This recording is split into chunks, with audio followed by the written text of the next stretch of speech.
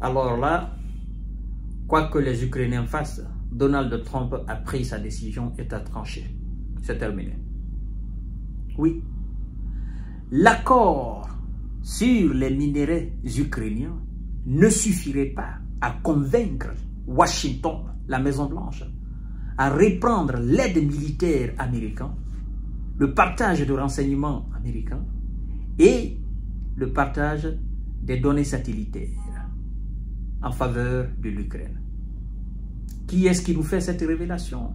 Ce sont des hauts responsables de l'administration Trump et qui ont été cités par la chaîne américaine qu'on appelle NBC News.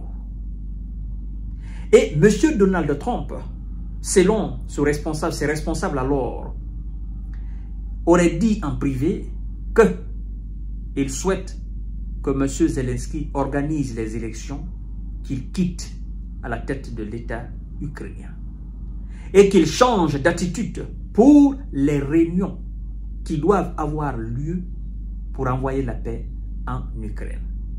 Et en dernier lieu, chose que M. Zelensky considère comme une capitulation, Donald Trump veut que Zelensky fasse, qu'il accepte de façon définitive de faire des concessions territoriales à la Russie, alors qu'il renonce de façon définitive les 4 régions déjà conquises par la Russie, qu'il cesse des attaques dans ces 4 régions. Mesdames et messieurs et mesdemoiselles, l'heure est à la vérité. Trump sait qu'il ne peut pas combattre la Russie. Trump sait qu'il ne peut pas battre la Russie. Et donc, la seule et unique manière et solution pour lui de mettre fin à la guerre, c'est de laisser celui qui est en position de force et de dire la vérité de la réalité du terrain. Ah oui. Voyons voir dans les détails. C'est très important, mesdames et messieurs. L'heure est grave. Un accord sur les minéraux ne suffirait pas à convaincre les États-Unis de reprendre leur aide militaire en faveur de l'Ukraine, selon NBC News. Selon la chaîne américaine NBC News, qui cite 2 membres de l'administration américaine, Donald Trump a fait comprendre en privé à ses collaborateurs qu'un accord sur l'exploitation des minéraux ukrainiens ne suffirait pas à relancer l'aide militaire de Washington à l'échange de renseignements militaires. Le président des États-Unis d'Amérique souhaite en outre, selon elle, c'est-à-dire cette chose, que le président ukrainien Volodymyr Zelensky change d'attitude à l'égard des pourparlers de paix, notamment qu'il se dise prêt à faire des concessions territoriales à la Russie, qu'il prenne des mesures en vue de la tenue d'élections et éventuellement qu'il renonce à ses fonctions de président. Il organise les élections et puis il quitte ses fonctions de président. Trump ne veut plus voir Zelensky à la tête de l'Ukraine. En fait, Trump considère Zelensky aujourd'hui comme un grand bagage. Zelensky est devenu encombrant pour M. Donald Trump. Et donc, il veut s'en débarrasser définitivement et mettre quelqu'un, effectivement, en cas d'organisation des élections, c'est lui qui sera opposé ou ceux qui seront opposés à M. Zelensky. Ils vont choisir quelqu'un d'entre eux. Et puis, ils vont organiser les choses rapidement. Ils vont chasser M. Zelensky à la tête de l'État. Donc, Zelensky est en train de vivre ces derniers jours à la tête de l'Ukraine. C'est ça la réalité. Interrogé par la chaîne sur les exigences de M. Donald Trump, Brian Hegel, porte-parole du Conseil de sécurité nationale de la Maison-Blanche, a, selon elle, répondu, comme l'a démontré le président Trump en lisant le message du président Zelensky lors de son discours sur l'état de l'Union. Les Ukrainiens ont fait des progrès avec des réunions qui se tiendront en Arabie Saoudite la semaine prochaine. Ouais. Nous avons hâte d'assister à d'autres initiatives positives qui, n'est-ce pas, voilà, initiatives qui, espérons-le, mettront un terme à cette guerre brutale de façon définitive à cette effusion de sang, dit-il.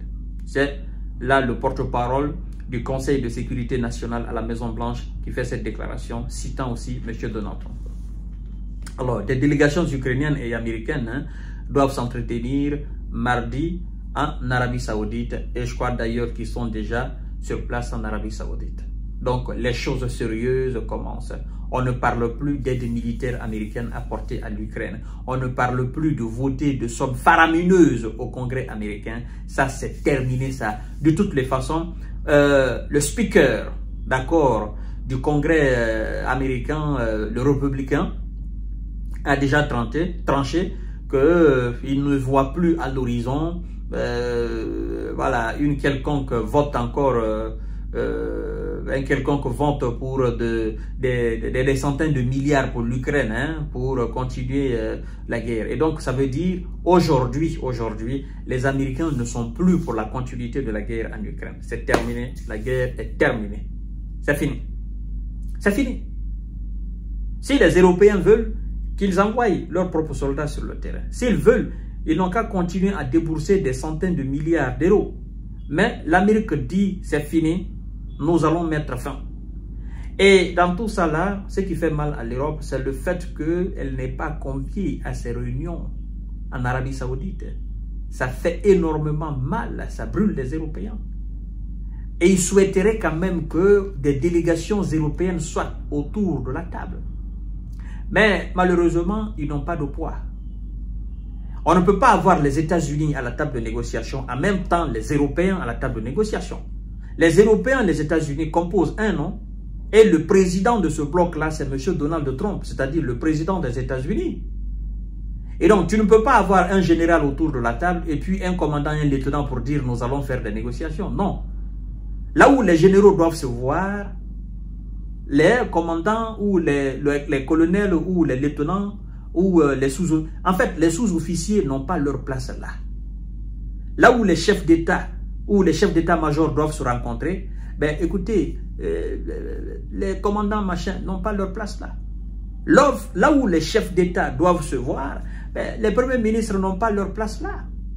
À moins que un chef d'État se fasse remplacer par le Premier ministre hein, pour des raisons de santé ou pour autres raisons personnelles. Sinon, la réunion des chefs d'État, c'est les chefs d'État. On n'a pas appelé des ministres. Donc, là où M. Vladimir Poutine et M. Donald Trump doivent s'asseoir pour parler, ben, Emmanuel Macron, Olaf Scholz et Keir Starmer n'ont pas leur place là. En fait, ils sont représentés par leur président qui est M. Donald Trump. C'est ce qui leur fait mal. Donc, mesdames et messieurs, c'est cuit. Même si les Ukrainiens, ils acceptent, n'est-ce pas, l'exploitation de leurs minéraux par les Américains, M. Donald Trump dit, cela ne suffit pas pour nous convaincre. Donc, nous n'allons plus envoyer d'armes, nous n'allons plus envoyer de munitions, nous n'allons plus partager les renseignements, nous n'allons plus rien faire. Ce que nous voulons faire, c'est la paix. Vous voulez entendre la paix? Nous allons faire la paix. Vous ne voulez pas entendre la paix? Alors continuez à faire de la guerre tout seul. En tout cas, nous ne nous tiendrons pas à vos côtés. Point barre. C'est fini, c'est terminé. Donc, voyons la suite. Je vous reviens tout à l'heure.